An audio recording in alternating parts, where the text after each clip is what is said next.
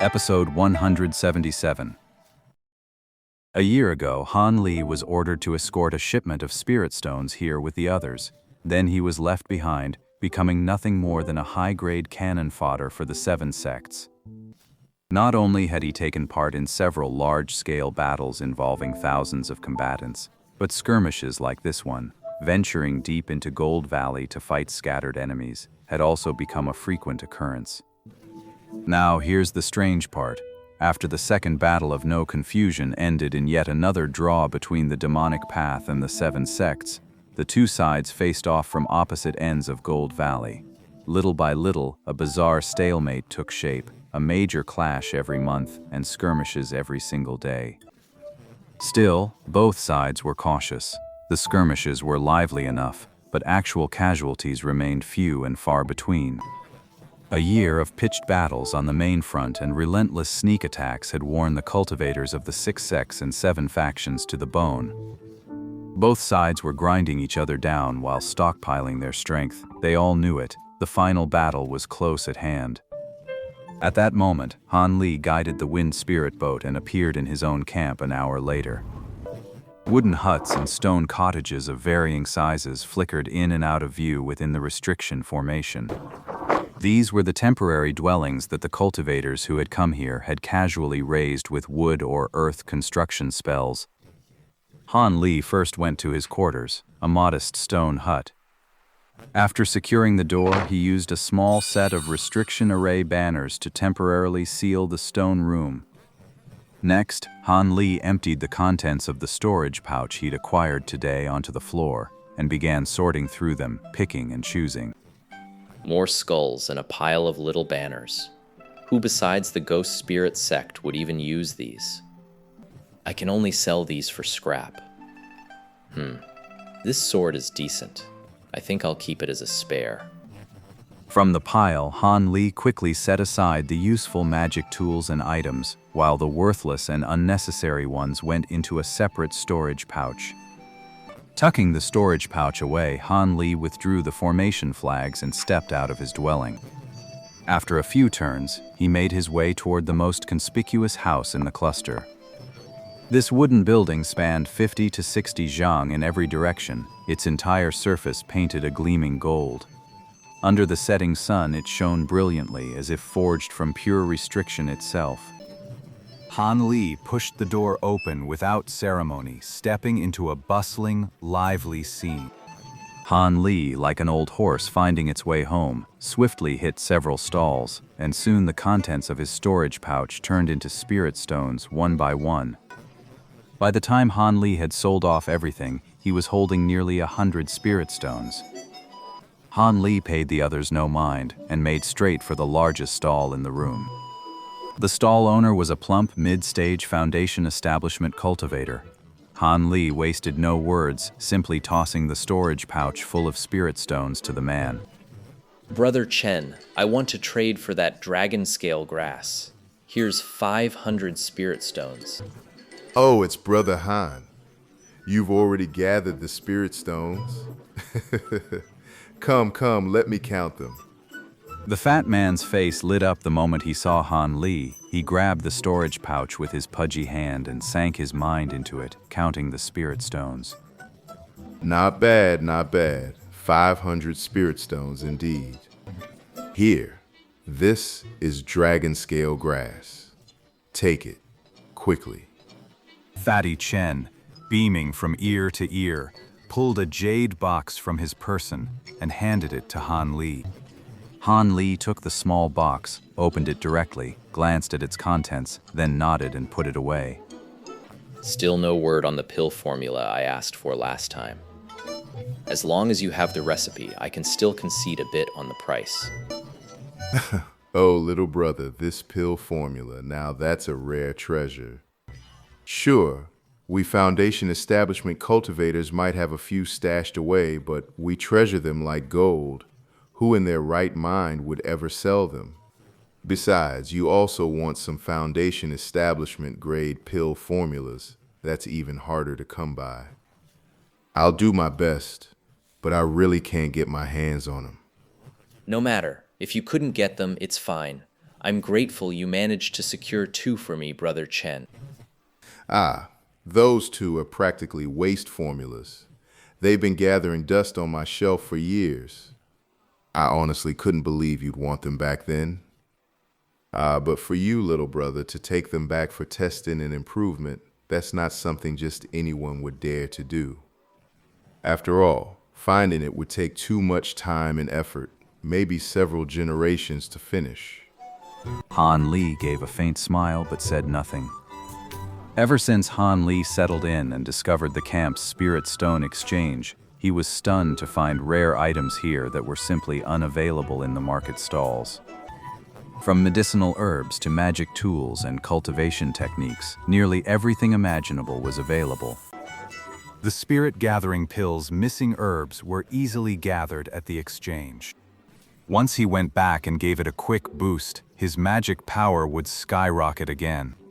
At the fat merchant's stall, Han Li snagged both coveted ancient recipes for just under 1,000 spirit stones, a windfall that left him ecstatic.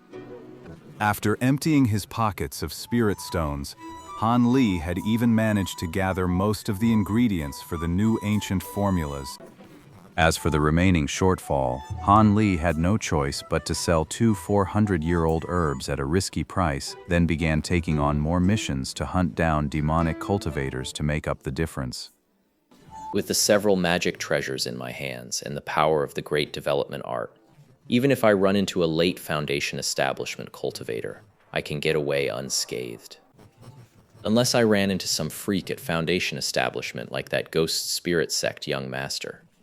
But someone of his status. Why would he bother with this kind of operation? With the bounty from the hunt, plus the spoils from the enemy's storage pouches, the spirit stones he'd earned were quite considerable. And so, by the end of that year, Han Li had earned himself a modest reputation among the Foundation establishment cultivators of the 7 sects. Everyone knew Yellow Maple Valley had a new ruthless player in town. Though only at the mid-stage of Foundation establishment, he had sniped over a dozen demonic cultivators and still managed to retreat unscathed. Truly unbelievable. Han Li used the spirit stones he had traded for to gather the remaining ingredients from the ancient recipe, and only then did he hear that the other sects' camps had built similar trading posts. So he asked this fatty Chen to keep an eye out for the recipe, but as things stand now, it doesn't look like it's going to happen. Han Li was about to take his leave when a fragrant breeze suddenly swept past him. Startled, he turned his head and saw a coldly beautiful female cultivator approaching from behind. It was actually that Junior Chen. The newcomer was none other than Junior Chen, the woman who had shared an intimate night with Han Li. Every time he recalled that evening, a strange feeling stirred within him. Come to think of it, it's been a long time since we last parted at the Forbidden Grounds. I wonder when she got here too. 5th uncle, this is what you asked for. Senior Sister Chen gave Han Li a brief, appraising look. A flicker of surprise crossed her eyes. Then she walked over to Fatty Chen and handed him a storage pouch. Ayo, my dear niece Xiaoqian, you couldn't have come at a better time. We've been urgently waiting for this shipment. 5th uncle. Han Li never imagined that the fat man he'd known for over half a year was actually Senior Sister Chen's elder. With his Foundation establishment, mid-stage cultivation, he must hold a fairly high position in the Chen clan. Aside from that one glance at Han Li at the very start, Senior Disciple Chen remained coldly indifferent, not even sparing him a second look, which left Han Li feeling rather put out. Senior brother, I'll take my leave now. I'll come again another time. Han Li had no desire to linger. After exchanging pleasantries, he turned and walked out of the exchange. Chen Xiaoxin cast a cold glance at Han Li's retreating figure, then frowned and turned her attention to Fatty Chen, who was examining his storage pouch. So, this coward came to buy something from you. Huh? Coward? Yeah, the one who was standing right here a moment ago. You mean Han Li? That's exactly who I mean. What's wrong with that? Han Li hadn't exactly left a good impression on junior sister Chen during that trip to the Forbidden Grounds. He had always considered Han Li a lucky opportunist who dodged real fights. Fatty Chen fell silent for a moment, then let out a sigh. "Ah," he said. Chao Chen, you've only just arrived here, so there are some things you might not be fully aware of yet. I don't know how you got the idea that Han Li is a coward, but he's a formidable figure who's taken down over a dozen Foundation establishment cultivators in a row. He's no ordinary man. I was even thinking of recommending him to the family head after this battle. If we can win this man over, it would be no small gain. He wiped out over a dozen Foundation establishment cultivators. Junior Marshal Sister Chen simply couldn't believe what she had just heard. She stood frozen, her gaze drifting toward the entrance of the exchange hall. But by then, Han Li had already left the room. Han Li stepped out of the exchange, paused to think for a moment, then headed toward his master, Li Huayuan's residence. I should still follow protocol and pay my respects, as is proper between master and disciple. As a core formation cultivator, Li Huayuan's residence naturally couldn't be compared to that of an ordinary cultivator. He lived in a remarkably comfortable house right in the center of the main town. Naturally, that young wife, his master's spouse, lived there with him.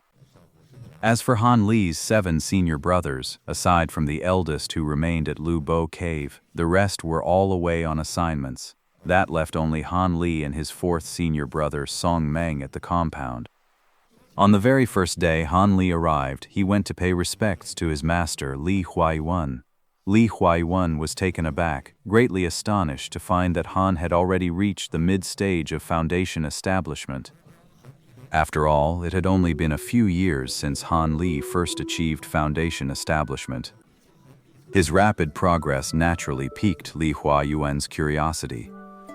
After finding nothing wrong with Han Li's body, he asked about the reason for his rapid cultivation progress. Han Li naturally wasn't about to reveal the truth. He put on a confused look, as if he didn't understand it himself, leaving Li Huayuan frustrated for a good while before the matter was eventually set aside. After all, with a major enemy looming, he had little inclination to spend too much time studying this matter. As for the Yan family's defection and Dong Shur falling into enemy hands, Li Huayuan and Hong Fu were already aware. Beyond being thoroughly enraged, they didn't place excessive blame on Han Li. After all, the enemy was far too strong. Han Li, counting himself lucky to escape with his life, was already no small feat. Han Li was still lost in thought when he found himself already standing outside Li Huayuan's dwelling. To his surprise, 4th senior brother Song Meng was also standing outside the house, arms crossed, looking alert as if standing guard. Junior brother Han, here to pay respects to the master again? Ever since Han Li made a name for himself, Senior Song had insisted on sparring with him in private. Han Li relied on his magic tool to edge out a narrow victory, but from then on the two gradually warmed to each other, and the brothers began chatting and laughing together. Junior brother Han, the master is discussing matters with some guests. You'll have to wait outside for a bit. Speaking of which, I've made some progress with my technique lately. How about we spar for a bit later?